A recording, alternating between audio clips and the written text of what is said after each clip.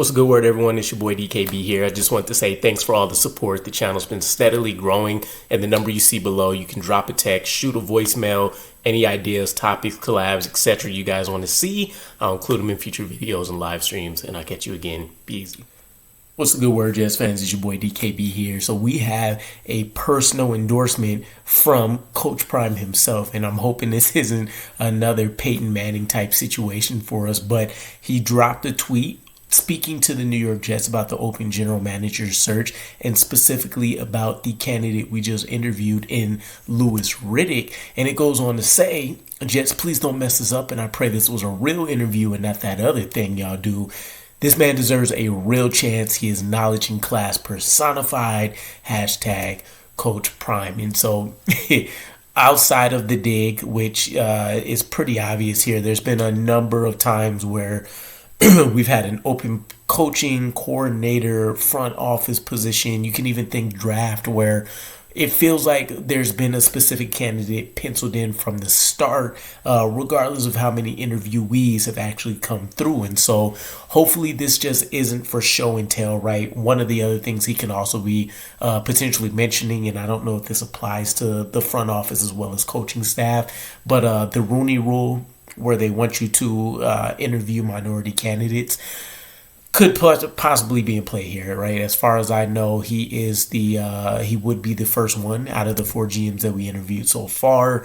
But thinking about that aside, I am intrigued about what will make him want to personally endorse Louis Reddick, because it doesn't seem like he generally goes about shouting praises for people that he's not personally involved or connected with. And so the only other recent time I can think of was him rebuilding his coaching staff, having some other, Hall of Fame type guys, football backgrounds that are in there helping him out.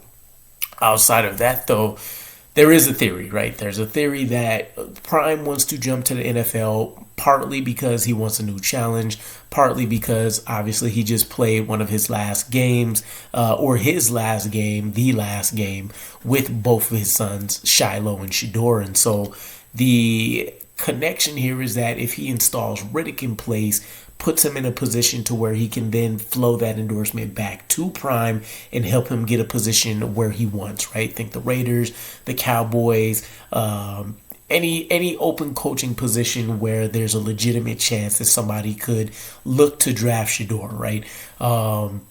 That's pretty much what the school of thought there is. But thinking outside the box as it pertains to theories and some realism, right?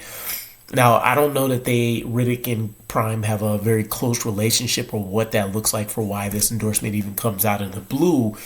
But when I take a look at his background, right, I did a mini breakdown just when the news came out about his name coming up. I wasn't overwhelmingly impressed, right? I know he has the background with the Commanders and the Eagles, I believe, where he was a pretty high-ranking front office personnel member as a director of a college, I believe. Obviously, he has the playing background, which you love, and then he's very heavily involved in scouting. And so anybody that has the scouting background obviously has a huge plus in my book. But it's hard to think about him getting a job, right? He's been trying to interview for the last couple of years.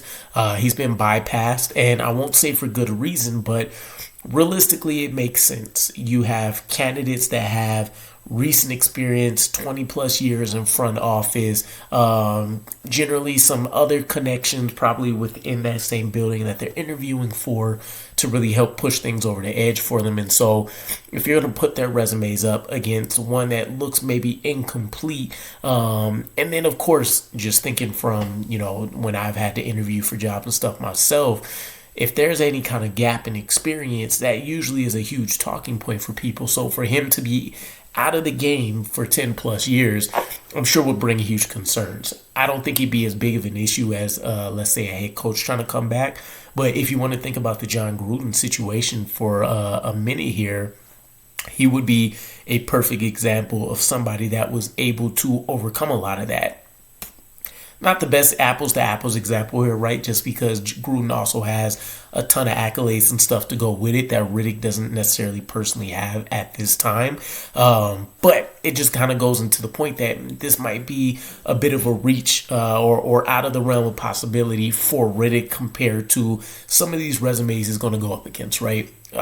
Just blatantly speaking here, Riddick would have to have a hell of a talking piece during these interviews in order to get a comfortable enough feeling for this New York Jets front office, Woody Johnson, in order for them to really feel like he's the guy that can have the best plan. Now, not to say he can't get that done, and he probably does have some minor advantages, right? When you just think about his job as an analyst, I would imagine that internal dialogue he has when he's prepping to have these discussions and, argumentative battles on air, you have to be able to talk yourself into why things are great or why things are terrible. More often than not, it's usually black and white arguments, and it's based on data, right, and analytics. So he has a couple of favorable things that he can bring to the table, but I would be intrigued if we find anything else out here for what maybe could set him apart for some of these other candidates. Because again, for this to come out of the blue from Coach Prime himself,